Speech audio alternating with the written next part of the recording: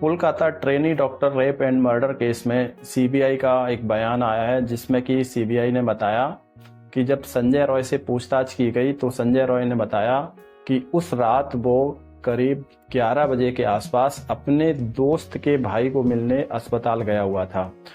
RG कर medical college में उसके दोस्त का भाई एडमिट था और करीब वहां पर वो 15 मिनट के आसपास रुका। यानी कि करीब 11:15 पर संजय रॉय और उसका दोस्त दोनों ही वापस आते हैं, अस्पताल से बाहर निकलते हैं और अस्पताल से ही करीब 1 किलोमीटर दूर दोनों बैठकर शराब पीते हैं। वहां पर करीब वो 1 से 2 घंटे रुकते हैं। शराब पीने के बाद वो पास में ही एक सोना काछी नामक स्थान पर है, जो रेड लाइट एरिया बोला जाता है, वहां पर जाते हैं और उसके बाद वो करीब वहां पर 10 से 15 मिनट रुकते हैं। जब वहां पर भी उनकी बात नहीं बनती है तो वहां से वो वापस एक पास में ही करीब 15 किलोमीटर दूर दूसरा रेड लाइट एरिया था, वहां पर जाते हैं और रास्ते में उन्होंने बहुत ही ज़्यादा शराब पी रखी होती है।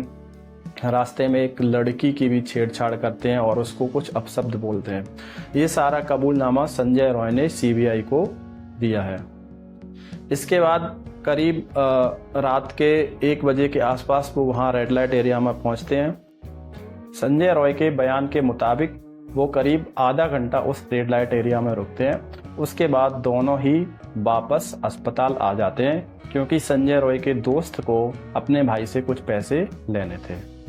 इसके बाद संजय रॉय का जो भाई है वो अपने किसी रिश्तेदार या जानकार की मदद से ऑनलाइन राइड बुक करता है और उसके बाद वो अस्पताल से चला जाता है।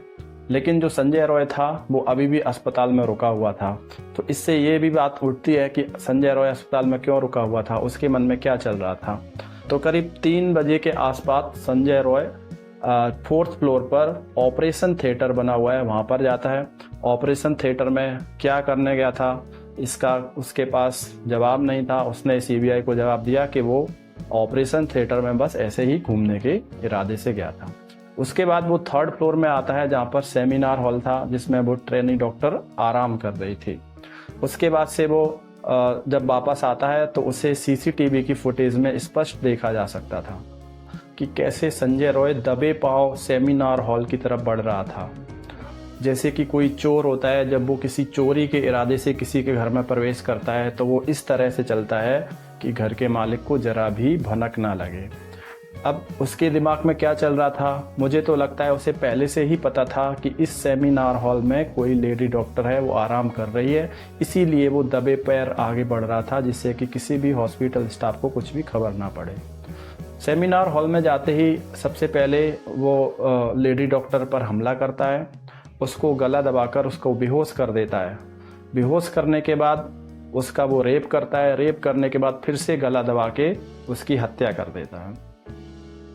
इस दौरान उससे गलती क्या होती है कि वो अपना हेडफोन जो केबल था वो वहीं पर छोड़ देता है, जो कि पुलिस की जांच के दौरान उसका हेडफोन घटनास्थल पर पाया गया। अब बात ये उठती है कि कोई एक इंसान जो पूरी रात सड़क पर शराब पीकर गाड़ी चला रहा है, शराब पीने के बाद वो रेड लाइट एरिया में भी जाता है, वहां से फिर से वापस आता है, एक अनजान लड़की को छेड़ता भी है, लेकिन पूरे घटना में पुलिस को कुछ भी पता नहीं चलता। ना ही कोलकाता पुलिस उसे देख पाती है, ना ही उस पर कोई भी संज्ञान लिया जाता है। इसके बाद वो वापस से अस्पताल आता है। अस्पताल आने के बाद एक गलत एंट्री करके वो अस्पताल में घुस जाता है। अस्पताल में भी घुसने के बाद ऑपरेशन थिएटर में भी चला जाता है। ऑपरेशन थिएटर में जाने के बाद वो सेमिनार हॉल में आता है और लेडी डॉक्टर का रेप करके उसकी हत्या कर देता है, लेकिन पूरे मामले की खबर किसी को भी नहीं पड़ती है। अब सवाल ये उठता है कि अगर पुलिस प्रशासन ने या अस्पताल के स्टाफ ने, जो सिक्योरिटी स्टाफ है, उसने जरा सी भी अगर सावधानी बरती होती, सावधानी दिखाई होती, तो क्या आज वो ट्रेनी डॉक्टर जिंदा होती? बिल्कुल, अगर पुलिस जरा भी सजग होती तो ये ट्रेनी डॉक्टर आज है वो जिंदा होती।